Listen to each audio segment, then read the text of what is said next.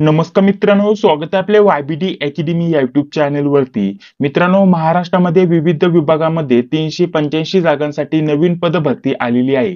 तर या पद भरतीविषयी संपूर्ण माहिती आजच्या व्हिडिओच्या माध्यमाने आपण जाणून घेणार आहोत. तर त्यासाठी नक्कीच या व्हिडिओला पूर्ण बघा. यामधील आपल्यासाठी महत्त्वाचं पद असणार आहे महसूल व वन विभागातील पद असणार आहे मित्रांनो.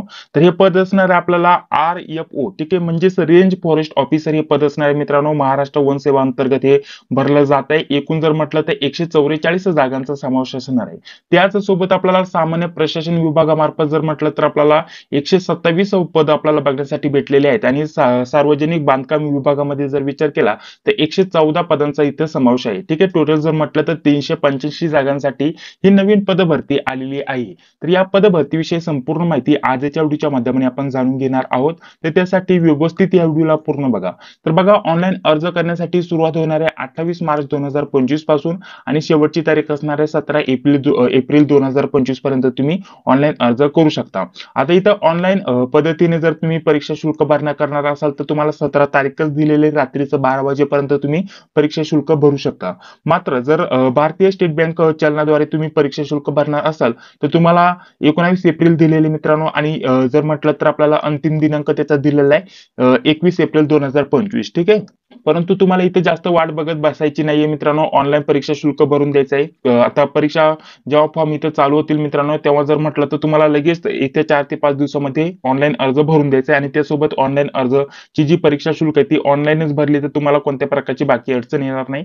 इथे जर म्हटलं तर चलनाद्वारे जर म्हटलं तर तुम्हाला पुन्हा तिथं जाऊन परीक्षा शुल्क भरावं लागतं. त्यापेक्षा ऑनलाईन भरलं तर तुमच्यासाठी चांगलं असू शकतं. ठीक आहे, तर बघा पुढे आपल्याला आरक्षणांतर्गत जर तुम्ही येत असेल तर त्याच्याबद्दल काय महत्त्वाच्या सूचना दिलेल्या आहेत ते तुम्ही इथं वाचून घेऊ शकता. दिव्यांग वगैरे असेल, अनाथ वगैरे असेल तर त्याच्याबद्दल इथं माहिती दिलेली आहे. यामध्ये दिव्यांग वगैरे असेल तर तुम्हाला लेखणी पाहिजे असेल तर त्याच्याबद्दल काय महत्त्वाच्या सूचना दिलेल्या आहेत ते तुम्ही इथं वाचून घेऊ शकता. पुढे आता पात्रताबद्दल आता आपण माहिती जाणून घेत आहोत मित्रांनो. इथे वयोमर्यादा देण्यात आलेली मित्रांनो.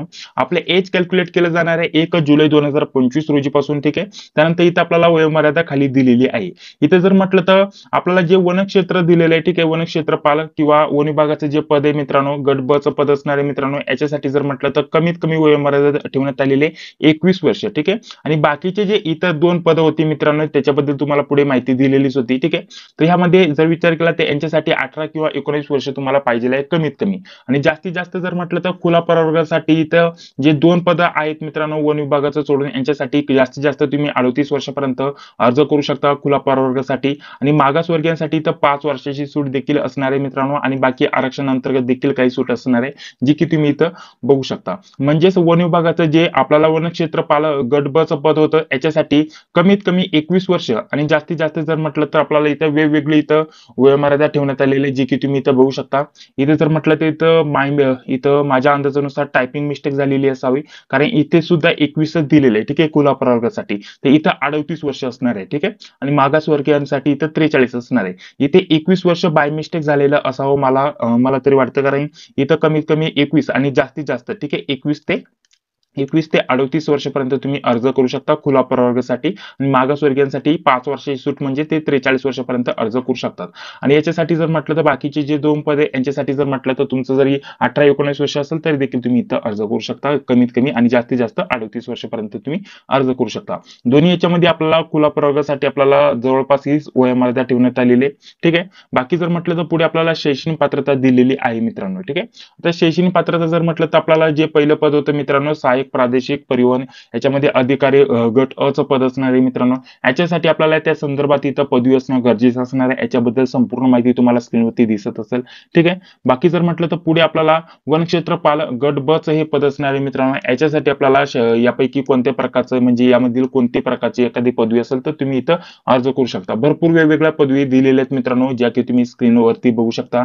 रसायनशास्त्र दिलंय, वनस्पतीशास्त्र दिलंय, वनशास्त्र दिलंय, भूशास्त्र दिलंय, गणित दिलंय. ठीक आहे, आपल्याला वेगवेगळे विषय दिलेले आहेत. जवळपास इथं भरपूर विषय दिलेले आहेत जे की तुम्ही स्क्रीनवरती बघू शकता. यातील जर म्हटलं तर आपल्याला यातील पदवी असेल तर तुम्ही इथं अर्ज करू शकता. त्याच सोबत इथं काही महत्त्वाचे आपल्याला काही पुढील शैक्षणिक पात्रता दिले किंवा अनुभव वगैरे किंवा आपल्याला इतर काय महत्त्वाचे आपल्याकडे काही पदवी असेल तर त्याच्याबद्दल इथं माहिती दिलेली आहे सब्जेक्ट सोबत. ठीक आहे, तर ही तुम्हाला या पदासाठी इथं शैक्षणिक पात्रता असणार आहे. आणि पुढे जर म्हटलं तर आपल्याला स्थापत्य अभियांत्रिकी सेवा परीक्षा आहे. तर याच्यासाठी जर म्हटलं तर 3 नंबरचं हे पद आहे मित्रांनो. मित्रांनो. ठीक आहे, तर याच्यासाठी आपल्याला ही शैक्षणिक पात्रता दिलेली आहे, जी की तुम्ही स्क्रीनवरती बघू शकता. ठीक आहे, यासाठी आपल्याला स्थापत्य अभियांत्रिकीमधील पदवी असणं गरजेचं असणार आहे. ठीक आहे, तर अशा प्रकारच्या तिन्ही पदांसाठी, ह्या पहिल्या पदासाठी ही शैक्षणिक पात्रता दिलेली आहे, जी की तुम्ही स्क्रीनवरती बघू शकता. त्यानंतर पुढे आपल्याला वनक्षेत्र व आपल्याला वनक्षेत्रपाल, ठीक आहे, बडगचं पद आहे मित्रांनो. याच्यासाठी भरपूर वेगवेगळ्या याच्यामध्ये आपल्याला ऑप्शन दिलेले आहेत. याच्यापैकी कोणत्याही मध्ये तुमची एखादी तुम्ही पदवी घेतली असेल, पदवी उत्तीर्ण केली असेल, तर तुम्ही इथं अर्ज करू शकता. ठीक आहे, पुढे चला. आता पुढे आपल्याला 3 नंबरच्या पदासाठी आपल्याला इथं खाली दिलेले हे देखील तुम्ही इथं जाणून घेऊ शकता. शैक्षणिक पात्रता दिलेले. त्यानंतर शारीरिक इथं मोजमाप याच्याबद्दल इथं माहिती दिलेली आहे, जी की तुम्ही स्क्रीनवरती बघू शकता. पुरुषांसाठी इथं आपल्याला सहाय्यक प्रादेशिक परिवहन या, ठीक आहे, परिवहन या पदासाठी जर म्हटलं तर आपल्याला जे अधिकाऱ्याचं पद आहे, गट अचं पद आहे, याच्यासाठी उंची कमीत कमी 163 आपल्याला पाहिजे मित्रांनो. याच्यामध्ये आपल्याला छाती दिलेले आहे, न फुगवता 79 आणि फुगवून कमीत कमी 5 सेंटीमीटर जास्त असायला पाहिजे. त्याचसोबत आपल्याला इथे बघा दृष्टी चांगली असायला पाहिजे आणि बाकीची आपल्याला माहिती दिली आहे. महिलांसाठी देखील अशा प्रकारची माहिती दिलेली आहे. ठीक आहे, पुढे जर म्हटलं तर आपल्याला राज्य उत्पादन शुल्क गट ब चं पद आहे मित्रांनो, उप अधीक्षक पद असणार आहे मित्रांनो.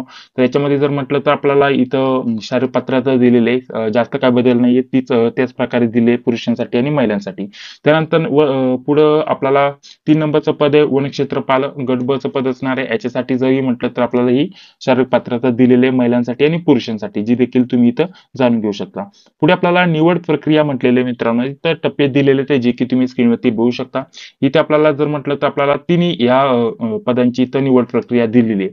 यामध्ये आपल्याला पूर्व परीक्षेचे गुण दिलेले, त्यानंतर मुख्य परीक्षेचे गुण दिलेले ते जे की तुम्ही इथं बघू शकता आणि मुलाखतीचे गुण दिलेले. म्हणजे 3 टप्प्यामध्ये आपली इथं जी निवड प्रक्रिया असणार आहे, ठीक आहे, सिलेक्शन प्रोसेस 3 टप्प्यामध्ये असणार आहे. पूर्व परीक्षा, मुख्य परीक्षा आणि मुलाखत, या प्रकारे तुमची जी सिलेक्शन प्रोसेस असणार आहे. त्यानंतर पुढे जर म्हटलं तर कागदपत्र आणि त्यासोबत आपल्याला कोणकोणते कागदपत्र अपलोड करावे लागणार आहेत आणि त्याच्याबद्दल इथं माहिती दिलेली, ऑनलाईन अर्ज कसा भरायचा याच्याबद्दल तुम्हाला इथं माहिती दिलेली. ठीक आहे, त्यानंतर पुढे बघा आपल्याला जे पण महाराष्ट्राचे परीक्षा केंद्र असतील त्याच्याबद्दल माहिती दिली. तर परीक्षा केंद्र भरपूर ठिकाणी आहेत, त्याच्यामुळे काही काळजी करण्याची गरज नाहीये.